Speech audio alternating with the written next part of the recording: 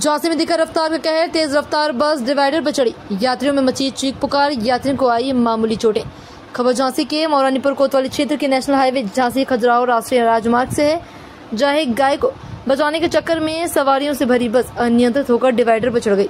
इस दौरान बस में सवार यात्रियों की चीख पुकार मच गई। वहीं गनीमत रही कि यात्रियों को किसी प्रकार की गंभीर चोटें नहीं आई। बताया गया है कि बस दिल्ली से छतरपुर जा रही थी। स्लीपर बस के आगे अचानक गाय आ जाने से हादसा हो गया। मौरानीपुर से अमित राजपूत के साथ सागर सैनी की खास खबर। तो ये घटना कैसे हुई भाई साहब? गाड़ी कहाँ से कहाँ जा रही थी गाड़ी? दिल्ली से छतरपुर।